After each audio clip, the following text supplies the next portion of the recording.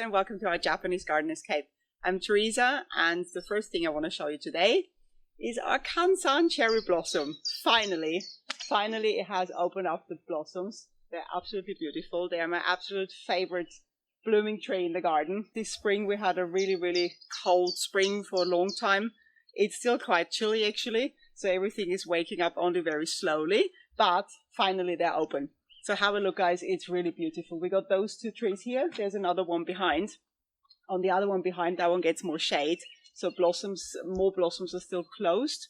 But this one here, the first one right next to me, is fully open and really beautiful. In the video today, I'm actually going to talk about moss. That's our first video about moss. I'm planning on doing actually a few different videos about moss. This one here today is one of the options how to encourage moss growth. And this is when you have grass already in an area and want to turn it into moss kind of. So for that, we're working today right underneath the cherry blossoms. That's perfect. So I'm just going to jump down here. And you can see behind me this mound here we're going to be working on. So this area here originally was completely overgrown by grass. When we bought this place, there was no tree here and nothing, so this was all just grass. This mound shape you can see, this was the only one that was already here. We're not quite sure why they did this, but it's very cool. And we tied everything in with it. And so we have actually on this mound, we have removed all the grass about, was it 2 or 3 years ago maybe? And we did that just with shovels, or with spades actually, just taking off the top layer of soil and grass. So this is a starting point how to do that, how to start that. Then we have this area behind the star magnolia here, you can see, that has more grass in it. And the reason why we didn't remove all the grass here is because there's so much moss growing in the grass already that removing all of it would have done more damage to the moss or would have removed the moss completely. So it was just more than grass, and this is why this area still has a little bit of grass in. Now, what happens, you can see it's spring and everything is starting to grow, especially the grass. So what I want to do, I want to take out all this grass that is here, and but make sure that the moss that grows in between stays where it is, or most of it. So and this is what I'm going to show you today. So we're starting with this area here. You can see we have a lot of moss. This is a full moss cover on this side here. And the moss started to grow just naturally. And so when we started to plant the first trees and the area got more shaded out, then it just comes on by itself really. And the grass growth usually goes back because there's too much shade. And we found over the years that if you just start to remove the grass and the weeds, maybe just even bit by bit, every year a little bit, for example, the moss will just grow and grow. So basically, I'm saying if you just make some space for it, moss will just grow on its own if the conditions around it, so the microclimate and shade and so on, are right. So here you can see I weeded here already a little bit, and I'll do a separate video about moss maintenance. Today is really about a situation like this. For example, in this area you have a bit of grass left, but you have in between here a lot of moss. And so as opposed to taking it all off and removing all this moss that is already here, I just want to remove the grass. We're starting here in this area. This is, so I will just talk and pull out the weeds. So what I do is, in order to keep as much moss in as you can, I usually hold down the moss and then pull out the weeds or the grass in that case. And this will save as much moss as possible. Now there will always be a little sacrifice, so you will never manage probably to pull weeds and grass out without pulling out any moss too.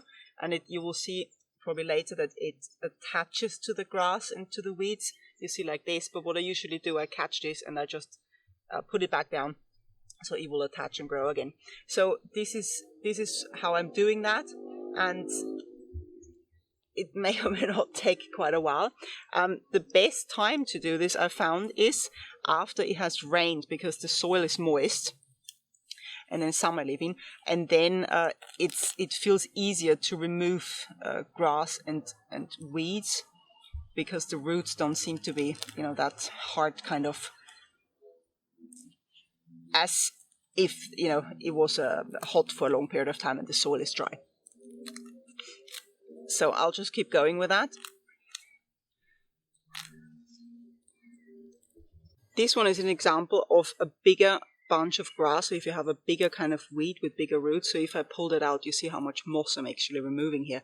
So what I do in this kind of situation, I hold the moss down. You saw so the excess soil breaks off, and then I just pull the rest out. I always put soil back as much as possible, and then you see here moss is growing in here because it attaches also to grasses and weeds, and so I usually pull it off for as much as possible and just push this back on. Like this type of moss here, just push it in, and that's fine.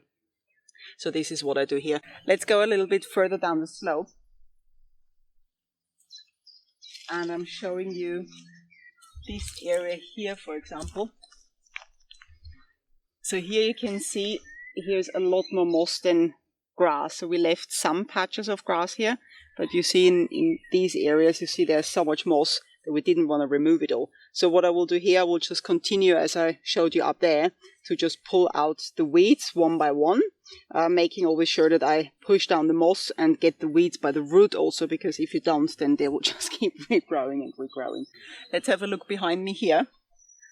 This is a little patch where we have a lot more grass. This is actually mainly grass here, and this area here is very dry, and I think it's because of the big black pine behind me. It's a mature black pine. It's really nice to have that.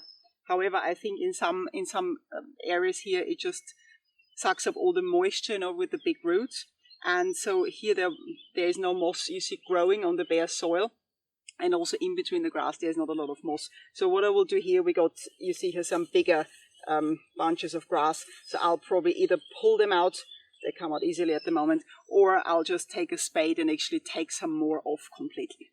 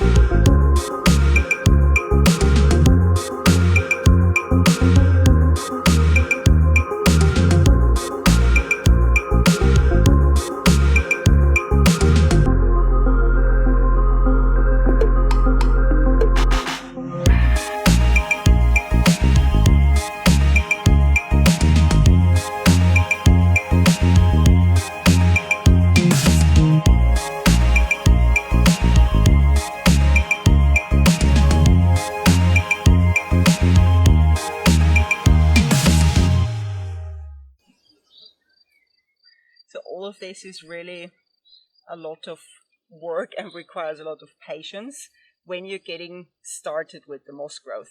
When you get to a point, if you want to maybe come have a look here.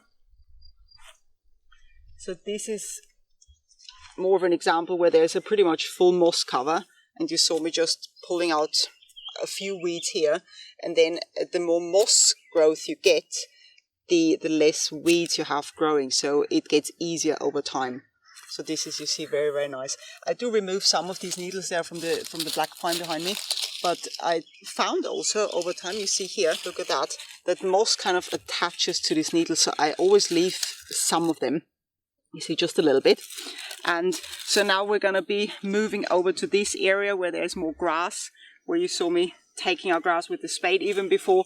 And then I got still the rest of this mound to do all the way to up there.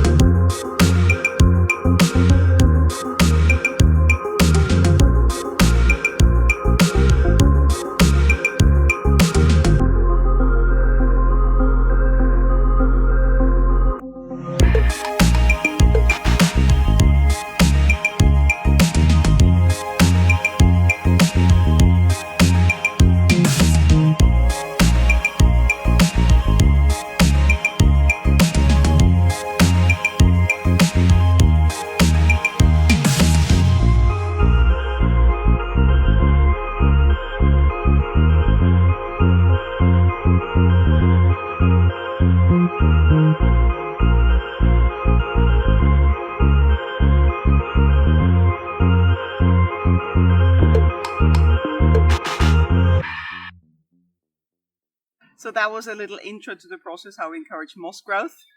It is a very long process, so don't feel discouraged. But if you really want to grow moss, it's definitely worth it. And have a look at this.